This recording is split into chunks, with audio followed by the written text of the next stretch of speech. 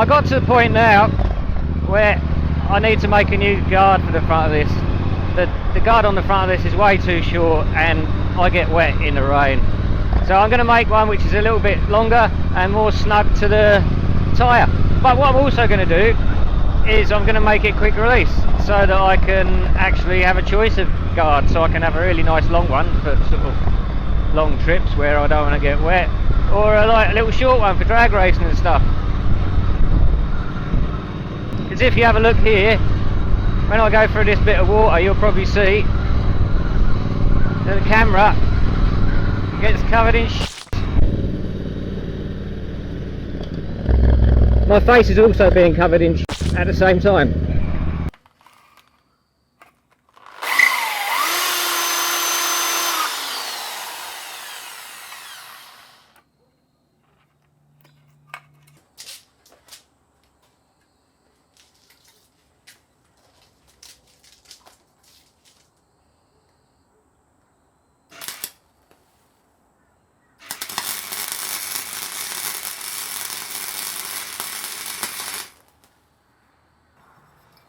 So that's the basic bracket. I just bent up a piece of metal.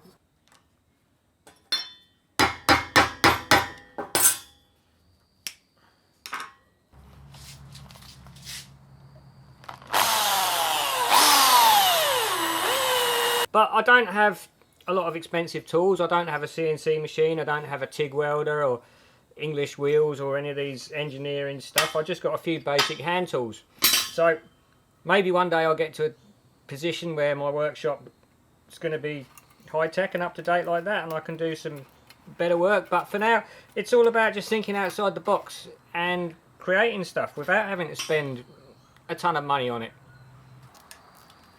Like I said before, I don't have expensive tools, so I've got to make do with what I got, and this dodgy rivet gun is something I've got.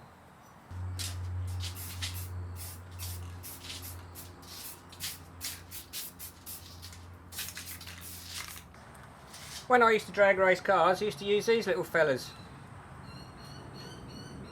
It's these fasteners. We used to use them for holding bodywork on and stuff like that, and making things quick release, because just a quarter of a turn with a screwdriver and they release. So what I've done is I've made up some brackets like that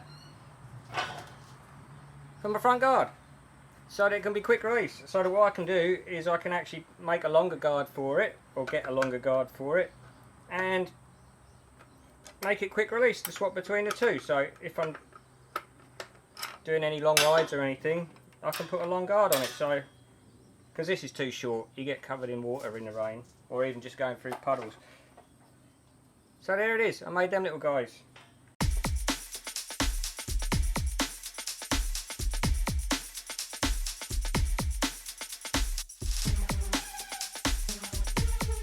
Always use a torque wrench. Otherwise what happens is the spindle squashes the little aluminium bushes and you can't get the f***ers off again.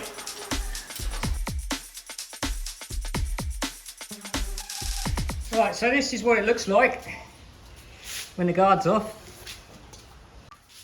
Right, this is what it looks like. It's not actually finished because I've just got to pop rivet them to there, but you get the gist of it. And then I'm going to make a longer one. What comes down it will get a longer one, and then I'll make that with the same fittings so that I can just swap between the two.